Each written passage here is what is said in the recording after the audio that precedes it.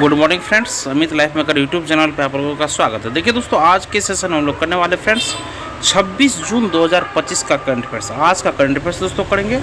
और यह सेशन आपके आगामी जितने सारे परीक्षा होने वाले दोस्तों, सभी परीक्षा के दृष्टिकोण से बहुत ही महत्वपूर्ण सेशन रहने वाला है। देखिए दोस्तों, अभी तक में टोटल हम एक ईयर का करंट कंप्लीट करवा चुके दोस्तों। अभी से लेकर पिछले मंथ मिला के दोस्तों 1 साल का करंट कंप्लीट हो चुका है। जो नहीं देखे वो हमारे इसी चैनल पर जाके प्लेलिस्ट में ढूंढ लीजिएगा करंट अफेयर्स, टोटल करंट आपको मिल जाएगा। अगर आप पूरा करंट कर लेते हैं दोस्तों, आपका कोई भी एग्जाम का क्वेश्चन एक भी नहीं छूटेगा। और हम अपने इसी चैनल पे दोस्तों बीपीएससी के द्वारा जितने अभी एग्जाम हुए दोस्तों, ट्रिप 1, 2, 3 में टोटल क्वेश्चन का प्रीवियस ईयर का भी करवा रहे हैं। और एसटीटी का जो होने वाला दोस्तों, उसका भी शिक्षण कला और अन्य दक्षता का दोस्तों प्रीवियस ईयर का क्वेश्चन चल रहा है मेरे इसी चैनल पे। तो आप लोग जाकर वहाँ विजिट कर सकते हैं। और अगर आप घटना चक्र का हिस्ट्री, ज्योग्राफी, पॉलिटी और साइंस करना चाहते हैं तो वो भी हमारे सेशन से जुड़ के कर सकते हैं। और सीटेट का सीटीपी का भी हम लोग करवा रहे हैं दोस्तों, तो आप लोग वहाँ जाके देख सकते हैं। देखिए दोस्तों, हम लोग अपने सेशन को स्टार्ट करते हैं फ्रेंड्स। आज का करंट अफेयर्स का दोस्तों फर्स्ट क्वेश्चन है दोस्तों, ओस्ट्रावा गोल्डन स्पाइक एथलेटिक्स प्रतियोगिता 2025 कहाँ आयोजित की गई थी, जिसमें नीरज चोपड़ा ने भाला फेंक स्पर्धा में स्वर्ण पदक जीता। तो ऑप्शन नंबर बी देखिए, चेक गणराज्य सही ऑप्शन होगा। सोल्यूशन देखिए इसका, 2020 टोक्यो ओलंपिक स्वर्ण पदक विजेता भारत के नीरज चोपड़ा ने 64वें ओस्ट्रावा गोल्डन स्पाइक 2025 में भाला फेंक स्पर्धा जीती। यह प्रतियोगिता दोस्तों 24 जून 2025 को चेकिया के मेस्टस्की स्टेडियम में आयोजित किया गया था। इस प्रतियोगिता में 84.12 मीटर तक भाला फेंक कर नीरज चोपड़ा ने स्वर्ण पदक जीता। दक्षिण अफ्रीका के डोब स्मिथ 84.12 मीटर के अपने सर्वश्रेष्ठ भाला फेंक के साथ दूसरे स्थान पर रहे हैं। 20 जून 2025 को पेरिस डायमंड लीग में स्वर्ण पदक जीतने के एक सप्ताह के भीतर यह नीरज चोपड़ा की दूसरी खिताबी जीत थी। गोल्डन स्पाइक विश्व एथलेटिक्स में सबसे प्रतिष्ठित आयोजनों में से एक है और यह विश्व athletics continental tour gold level meet है। ओस्ट्रावा गोल्डन स्पाइक एथलेटिक्स भाला फेंक रिकॉर्ड नीरज चोपड़ा के वर्तमान कोच और विश्व रिकॉर्ड धारक चेकिया के जॉन जेलेजनी के नाम है, जिन्होंने 1996 में 94.64 मीटर भाला फेंका था। नेक्स्ट क्वेश्चन देखिए दोस्तों, डॉक्टर श्यामा प्रसाद मुखर्जी का बलिदान दिवस कब मनाया जाता है दोस्तों? तो यह 23 जून को मनाया जाता है। डॉक्टर श्यामा प्रसाद मुखर्जी का बलिदान दिवस कब मनाया जाता है? तो 23 जून को। सॉल्यूशन इसका, राष्ट्र ने 23 जून को डॉक्टर श्यामा प्रसाद मुखर्जी को उनकी शहादत पर श्रद्धांजलि दी है। और डॉक्टर श्यामा प्रसाद मुखर्जी की 72वीं पुण्यतिथि मनाने के लिए कार्यक्रम आयोजित किए गए। उन्होंने जम्मू कश्मीर को दिए गए विशेष दर्जे का विरोध किया है। वे भारतीय जनसंघ के संस्थापक थे। देखिए, डॉक्टर श्यामा प्रसाद मुखर्जी की 72वीं पुण्यतिथि को मनाने के लिए कार्यक्रम आयोजित किया गया था और उन्होंने जम्मू कश्मीर को दिए गए विशेष दर्जे का विरोध भी किया। वे भारतीय जनसंघ के संस्थापक थे दोस्तों। और इसी दिन 1953 में श्रीनगर की एक जेल में रहस्यमय परिस्थिति में उनकी मृत्यु हो गई थी। उन्होंने भारत के पहले उद्योग और आपूर्ति मंत्री, वर्तमान में वाणिज्य और उद्योग मंत्री के रूप में जाने जाते हैं, के रूप में कार्य किया दोस्तों। नेक्स्ट क्वेश्चन देखिए, ऋषभ पंत ने टेस्ट मैच के दोनों पारियों में शतक लगाने वाले पहले भारतीय विकेट कीपर बल्लेबाज बनकर इतिहास रचा। यह उपलब्धि उन्होंने किस देश के खिलाफ हासिल की दोस्तों? तो इंग्लैंड के खिलाफ हासिल की थी। ऑप्शन नंबर डी सही है। सोल्यूशन देखिए इसका, ऋषभ पंत टेस्ट के दोनों पारियों में शतक लगाने वाले पहले भारतीय विकेट कीपर बन गए हैं। ऋषभ पंत ने टेस्ट मैच के दोनों पारियों में शतक लगाने वाले पहले भारतीय नामित विकेट कीपर बल्लेबाज बनकर इतिहास रच दिया है। इंग्लैंड के खिलाफ हेडिंग्ले लीड्स में पहले टेस्ट के दौरान यह उपलब्धि हासिल की गई। पहली पारी में पंत ने 134 रन बनाए और चौथे दिन उन्होंने सिर्फ 130 गेंदों में मैच का अपना दूसरा शतक पूरा किया। और पंत दोनों टेस्ट पारियों में शतक लगाने वाले 7वें भारतीय बल्लेबाज भी हैं। उनसे पहले सुनील गावस्कर ने 3 बार, राहुल द्रविड़ ने 2 बार और विजय हजारे, रोहित शर्मा, विराट कोहली और अजिंक्य रहाणे ने भी अपने करियर में एक बार यह उपलब्धि हासिल की थी। इंग्लैंड में 4 टेस्ट शतकों के साथ पंत ने सचिन तेंदुलकर और दिलीप वेंगसरकर की बराबरी कर ली। और इंग्लैंड में 6 टेस्ट शतकों के साथ अब सिर्फ राहुल द्रविड़ ही पंत से आगे है दोस्तों। नेक्स्ट क्वेश्चन देखिए, संसद और राज्य केंद्र शासित प्रदेशों यूटी विधान निकायों की प्राक्कलन समितियों का राष्ट्रीय सम्मेलन 2025 में कहाँ आयोजित किया गया था? तो ये दोस्तों मुंबई, महाराष्ट्र में आयोजित किया गया था। सोल्यूशन देखिए, संसद और राज्य संघ शासित प्रदेशों यूटी विधान निकायों की प्राक्कलन समितियों का राष्ट्रीय सम्मेलन 24 जून 2025 को महाराष्ट्र विधान भवन मुंबई में संपन्न हुआ। प्राक्कलन समिति का राष्ट्रीय सम्मेलन भारत की संसद की प्राक्कलन समिति की स्थापना की 75वीं वर्षगांठ पर आयोजित किया गया था। सम्मेलन में संसद और सभी राज्य संघ शासित प्रदेशों के विधायी निकायों की प्राक्कलन समिति के अध्यक्ष और सदस्यों ने भाग लिया। केवल 3 संघ शासित प्रदेशों जम्मू कश्मीर, दिल्ली और पुदुचेरी में विधायी निकाय है दोस्तों। और लोकसभा अध्यक्ष ओम बिरला ने 23 जून 2025 को संसद और राज्य संघ शासित प्रदेशों यूटी विधान निकायों की प्राक्कलन समितियों के राष्ट्रीय सम्मेलन के उद्घाटन सत्र को संबोधित किया। और महाराष्ट्र के राज्यपाल सीपी राधाकृष्णन ने 24 जून 2025 को सम्मेलन का समापन सत्र संबोधित किया। सम्मेलन का विषय था दोस्तों प्रशासन में दक्षता और मितव्ययिता सुनिश्चित करने के लिए बजट अनुमानों की प्रभावी निगरानी और समीक्षा में प्राक्कलन समिति की भूमिका। नेक्स्ट क्वेश्चन देखिए। नेक्स्ट का दोस्तों प्राक्कलन समिति भारतीय विधानमंडल की 3 वित्तीय समितियों में से एक है दोस्तों। और अन्य समितियां जैसे लोक लेखा समिति हो गया दोस्तों, और सार्वजनिक उपक्रम समिति और प्राक्कलन समिति, ये दोस्तों विधानमंडल की 3 वित्तीय समितियां हैं दोस्तों, याद रखिएगा, लोक लेखा समिति, सार्वजनिक उपक्रम समिति और प्राक्कलन समिति। नेक्स्ट क्वेश्चन देखिए। अडानी ग्रुप ने भारत का पहला of grid green hydrogen pilot plant कहाँ शुरू किया गया दोस्तों? देखिए दोस्तों, यह शुरू किया कच्छ गुजरात में दोस्तों। अडानी ग्रुप ने भारत का पहला of grid green hydrogen pilot plant कहाँ शुरू है दोस्तों? तो कच्छ गुजरात में। क्या दोस्तों सोल्यूशन देखिए इसका? Adani new industries limited ANIL ने गुजरात के कच्छ में भारत का पहला of grid 5 megawatt green hydrogen pilot plant शुरू किया। यह प्लांट पूरी तरह सौर ऊर्जा और बैटरी ऊर्जा भंडारण प्रणाली BESS पर आधारित है। यह प्लांट दोस्तों पारंपरिक विद्युत ग्रिड पर निर्भर नहीं और इलेक्ट्रोलिसिस के माध्यम से हाइड्रोजन उत्पादन करता है। पूरी तरह नवीकरणीय ऊर्जा सौर ऊर्जा से संचालित होता है।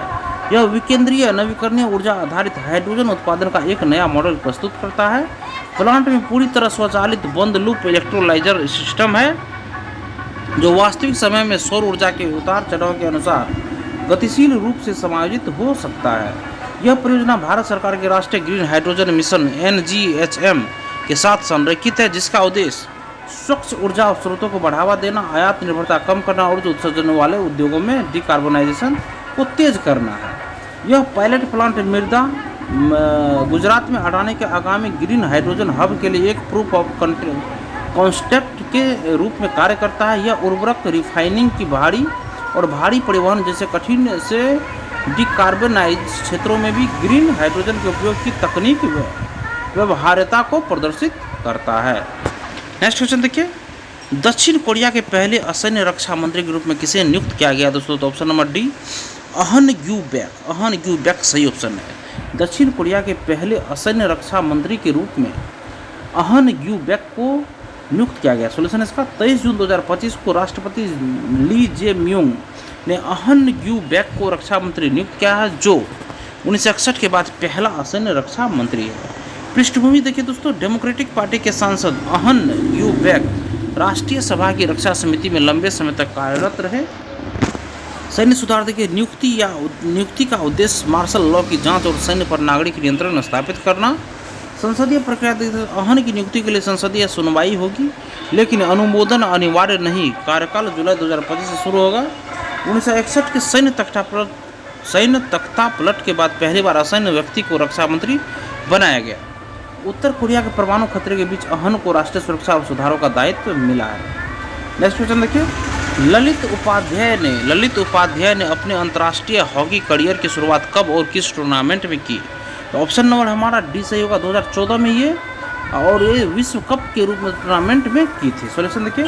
ललित कुमार उपाध्याय ने 22 जून 2025 को FIH प्रो लीग में बेल्जियम के खिलाफ 4-3 के जीत के बाद अंतर्राष्ट्रीय हॉकी से संन्यास लिया और 2014 में विश्व कप से डेब्यू 183 मैचों में 67 गोल, टोक्यो 2020 और पेरिस 2024 ओलंपिक में कांस्य पदक। देखिए दोस्तों, टोक्यो में 2020 में ओलंपिक हुआ था, 2024 में पेरिस में ओलंपिक हुआ है और ओलंपिक में कांस्य पदक जीता है। और वाराणसी के भगतपुर से निकले 2008 में स्टिंग ऑपरेशन से उबरकर 2014 में भारतीय टीम में शामिल हुए। सचिन तेंदुलकर और धोनी से प्रेरित होकर शिखर पर संन्यास लिया। अब वाराणसी में युवा कोचिंग पर ध्यान दे रहा है। दिलीप तिर्की, हरमनप्रीत सिंह और मीर रंजन नेगी ने उनकी गोल स्कोरिंग और समर्पण की प्रशंसा की। भविष्य की योजनाएं देखिए, वाराणसी में ब्लू टर्फ का उपयोग कर युवा हॉकी खिलाड़ियों को प्रशिक्षित करेंगे और घरेलू हॉकी में योगदान देंगे। नेक्स्ट क्वेश्चन है, असम सरकार ने आंगनबाड़ी कार्यकर्ताओं के लिए सुपरवाइजर पदों में आरक्षण को कितना बढ़ाया है? तो ये है 25 से 50%। असम सरकार ने आंगनबाड़ी कार्यकर्ताओं के लिए सुपरवाइजर पदों में आरक्षण किया है दोस्तों 25 से 50% तक। सॉल्यूशन है, असम कैबिनेट ने 22 जून 2025 को ट्रांसजेंडर समुदाय को सामाजिक और शैक्षिक रूप से पिछड़ा वर्ग SEBC OBC का दर्जा प्रदान किया। केवल असम के मूल निवासी ट्रांसजेंडर व्यक्तियों को जिला आयुक्तों द्वारा सत्यापन के बाद आधिकारिक पहचान पत्र जारी किए जाएंगे और OBC दर्जा ट्रांसजेंडर समुदाय को शिक्षा, नौकरी और सरकारी कल्याण योजनाओं में आरक्षण और अवसर प्रदान करेगा। आंगनबाड़ी आरक्षण, आंगनबाड़ी कार्यकर्ताओं के लिए सुपरवाइजर पदों में आरक्षण को 25% से बढ़ाकर 50% किया गया, जो 10 वर्ष से अधिक सेवा वाले कार्यकर्ताओं के लिए है। यह निर्णय सामाजिक समावेशन और जमीनी स्तर पर सशक्तिकरण को बढ़ावा देने के लिए लिया गया, जो ट्रांसजेंडर और आंगनबाड़ी कार्यकर्ताओं के लिए ऐतिहासिक है। कैबिनेट ने PM पोषण योजना के तहत कम हेल्पर्स का मानदेय 500 से बढ़ाकर 1000 प्रति माह कर किया है और अन्य कल्याणकारी योजनाएं भी स्वीकृत की है। नेक्स्ट क्वेश्चन देखिए, ECOR यात्रा ऐप का मुख्य उद्देश्य क्या है? तो ऑप्शन नंबर बी देखिए, तीर्थ यात्रियों को रेल सेवाओं की वास्तविक समय जानकारी देना। ECOR यात्रा ऐप का मुख्य उद्देश्य क्या है दोस्तों? तीर्थ यात्रियों को रेल सेवाओं की वास्तविक समय जानकारी देना। सॉल्यूशन है इसका ऐप लॉन्च। देखिए दोस्तों, ईस्ट कोस्ट रेलवे ने 24 जून 2025 को पूरी रथ यात्रा 2025 के लिए ECOR यात्रा मोबाइल लॉन्च किया है दोस्तों। और उद्देश्य, यह ऐप तीर्थयात्रियों को वास्तविक समय में रेल सेवाओं और सुविधाओं की जानकारी प्रदान करता है। एंड्रॉयड आधारित ऐप गूगल प्ले स्टोर पर उपलब्ध है, जिसमें बहुभाषी समर्थन और आसान नेविगेशन है। सुविधाएं देखिए दोस्तों, विशेष ट्रेनों की समय सारणी, टिकट बुकिंग, लाइव ट्रेन स्थिति, मेला, आवास और स्टेशन सुविधाओं की जानकारी उपलब्ध है। अन्य सुविधाएं देखिए, आपातकालीन सूचनाएं, चिकित्सा सहायता, सुरक्षा और दिव्यांगजनों के लिए व्हील चेयर जैसी सुविधाएं शामिल है। लक्ष्य देखिए, 365 विशेष ट्रेनों के साथ तीर्थयात्रियों के लिए सुरक्षित, सुगम और डिजिटल यात्रा अनुभव सुनिश्चित करना है। नेक्स्ट क्वेश्चन देखिए, जाह्नवी डांगेटी को किस मिशन के लिए अंतरिक्ष यात्री उम्मीदवार के रूप में चुना गया है दोस्तों? तो ऑप्शन नंबर डी देखिए, टाइटन्स स्पेस इंडस्ट्रीज 2029 लो अर्थ ऑर्बिट मिशन के लिए से जाह्नवी डांगेटी को चुना गया दोस्तों। सॉल्यूशन इसका 23 वर्षीय जाह्नवी डांगेटी को टाइटन्स स्पेस इंडस्ट्रीज के 2029 के लो अर्थ ऑर्बिट मिशन के लिए अंतरिक्ष यात्री उम्मीदवार चुना गया है। नासा IASP उपलब्धि, जाह्नवी नासा के international air and space program को पूरा करने वाली पहली भारतीय है। 2029 में 5 घंटे का मिशन, जिसमें 3 घंटे जीरो ग्रेविटी और पृथ्वी की 2 परिक्रमाएं शामिल होंगी। प्रशिक्षण देखिए, 2026 से 3 साल का गहन प्रशिक्षण, जिसमें अंतरिक्ष यान संचालन, सिमुलेशन और आपातकालीन प्रशिक्षण शामिल है। पृष्ठभूमि देखिए, आंध्र प्रदेश के पलकोल्लू की रहने वाली लवली प्रोफेशनल यूनिवर्सिटी से इलेक्ट्रॉनिक्स और कम्युनिकेशन इंजीनियरिंग में स्नातक की है। और पुरस्कार में देखिए दोस्तों, नासा स्पेस एप्स चैलेंज में पीपल्स चॉइस अवार्ड और ISRO world space week young achiever award प्राप्त कर चुकी है दोस्तों ये। नेक्स्ट क्वेश्चन देखिए, हाल ही में किस राज्य में शिक्षा को बढ़ावा देने के लिए थल्लिकी वंदनम योजना शुरू की है दोस्तों? तो ऑप्शन नंबर ए देखिए, आंध्र प्रदेश में की गई दोस्तों। सॉल्यूशन देखिए इसका, हाल ही में आंध्र प्रदेश सरकार की थल्लिकी वंदनम योजना की शुरुआत की है और मुख्यमंत्री N चंद्रबाबू नायडू ने इस महत्वाकांक्षी योजना को शुरू करने की मंजूरी दी है। और इसका उद्देश्य माताओं को आर्थिक सहायता प्रदान करना है, ताकि वे अपने बच्चों की शिक्षा में सक्रिय रूप से भाग ले सके और शिक्षा की गुणवत्ता को बेहतर बना सके। यह योजना NDA सरकार के सुपर 6 वादों में से एक है। यह चुनाव पूर्व किए गए वादों का हिस्सा नहीं है। थल्लिकी वंदनम नाम का अर्थ है माँ को नमन। नेक्स्ट क्वेश्चन देखिए दोस्तों, और ये हमारे सेशन का आखिरी क्वेश्चन है फ्रेंड्स। हाल ही में किसी देश की संसद ने परमाणु अप्रसार NPT संधि से हटने की तैयारी शुरू कर दी है दोस्तों? तो वह है दोस्तों ईरान। ऑप्शन नंबर सी सही है। सॉल्यूशन इसका, हाल ही में ईरान के विदेश मंत्रालय ने पुष्टि किया कि उसकी संसद परमाणु हथियारों के प्रसार को रोकने की संधि से हटने के लिए कानून बना रही है। यह इजरायल के साथ बढ़ते तनाव और अंतर्राष्ट्रीय परमाणु ऊर्जा एजेंसी IAEA द्वारा फिर से हो रही जांच के बीच सामने आया है। यह सबसे अधिक अपनाई गई शस्त्र नियंत्रण संधियों में से एक है, जिसे 1968 में हस्ताक्षरित किया गया और 1970 में लागू किया गया। 1995 में इसे अनिश्चित काल के लिए बढ़ा दिया गया। परमाणु हथियार राज्य NWS के 5 देश जिन्होंने 1 जनवरी 1967 से पहले परमाणु परीक्षण किए? संयुक्त राज्य अमेरिका, रूस, चीन, फ्रांस और यूनाइटेड किंगडम। गैर परमाणु हथियार राज्य अन्य सभी हस्ताक्षरकर्ता सहमत होते हैं कि वे परमाणु हथियार विकसित नहीं करेंगे और IAEA निगरानी स्वीकार करेंगे। कुल 191 देश संधि में शामिल है, जिनमें 5 परमाणु हथियार राज्य शामिल है। 5 परमाणु हथियार राज्य शामिल है। भारत, पाकिस्तान, दक्षिण सूडान और इजराइल ने कभी संधि में भाग नहीं लिया दोस्तों। देखिए भारत, पाकिस्तान, दक्षिण सूडान और इजराइल ने कभी संधि में भाग नहीं लिया, हालांकि वे परमाणु हथियार रखते हैं या ऐसा माना जाता है दोस्तों। उत्तर कोरिया 1985 में NPT में शामिल हुआ, लेकिन 2003 में इससे हट गया दोस्तों।